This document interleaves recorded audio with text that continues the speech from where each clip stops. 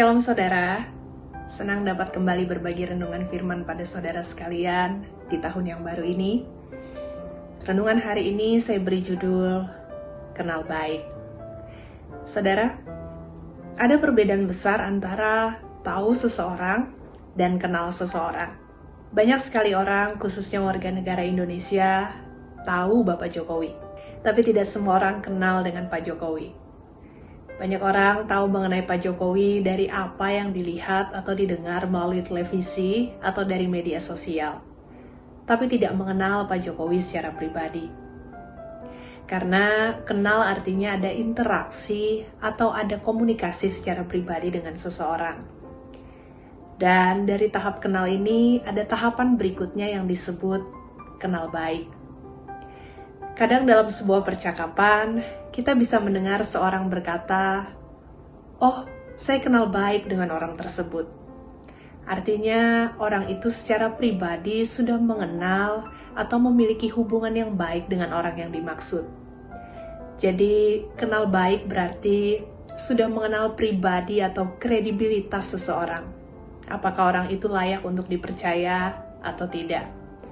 Karena ketika kita mengenal seorang dengan baik, maka kita memiliki pengalaman selama mengenal orang tersebut.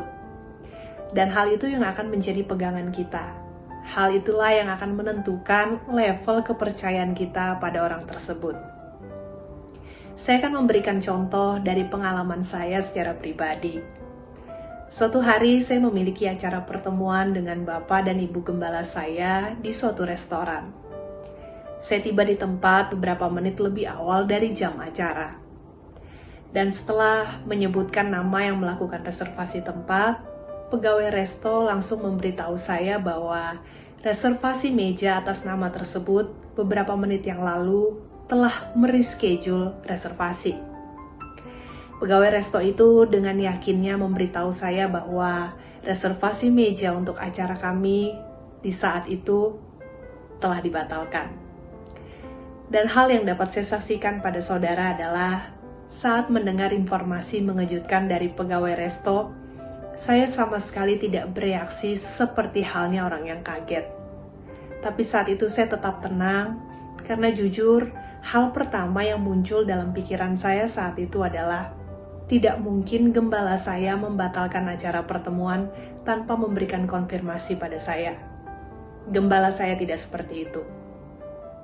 Jadi saat itu hati saya tetap yakin bahwa gembala saya akan datang, meskipun realita yang saya lihat saat itu adalah pegawai resto mencabut papan tulisan reserve dari atas meja kami. Dan singkat cerita, ternyata terjadi miskomunikasi. Pihak resto mengira reschedule yang dimaksud adalah pembatalan reservasi tempat. Padahal reschedule yang dimaksudkan adalah perubahan jam reservasi yang terlambat beberapa menit dari jam yang telah ditentukan sebelumnya. Karena ada sedikit kendala untuk Bapak dan Ibu Gembala saya tiba di tempat sesuai dengan jam reservasi awal.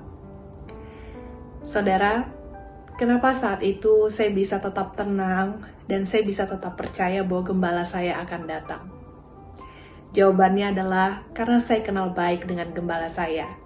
Dan dari pengenalan yang baik itu membuat saya memiliki kepercayaan pada gembala saya. Saya mengenal dengan baik bagaimana karakter gembala saya. Jika beliau menjanjikan sesuatu, maka beliau pasti akan menepatinya. Dan kalau sampai beliau benar-benar tidak dapat datang atau harus membatalkan acara pertemuan saat itu, maka beliau pasti akan memberikan konfirmasi langsung pada saya. Ini adalah contoh dari pengenalan yang baik antara anak dengan Bapa rohaninya. Sekarang pertanyaannya adalah, bagaimana dengan kita sebagai anak dan Tuhan Yesus sebagai Bapa surgawi kita? Apakah kita hanya sampai pada tahap tahu tentang Yesus dari apa kata orang, tanpa memiliki hubungan secara pribadi atau tanpa pernah berkomunikasi dengan Tuhan? Ataukah kita sudah mengenal Yesus dengan baik, sampai kita kenal betul bagaimana karakteristik dan cara kerja Yesus? Hanya diri kita masing-masing yang dapat menjawab pertanyaan ini, saudara. Yang pasti, mengenal Yesus dengan baik adalah hal yang sangat penting. Karena dalam hidup ini akan selalu ada hal-hal yang terjadi di luar dugaan kita. Dan tahap pengenalan kita pada Yesus akan sangat menentukan bagaimana reaksi kita. Iblis akan selalu menyerang dan mengintimidasi kita dengan berkata, Tuhan tidak bisa dipercaya, Tuhan berdusta, Tuhan mengingkari janjinya, dan lain sebagainya. Tapi ketika kita mengenal dengan baik siapa Yesus, maka kita dapat mementahkan setiap kebohongan dari si jahat itu. Karena itu di tahun yang baru ini, mari mulai belajar untuk mengenal Yesus lebih baik daripada sebelumnya.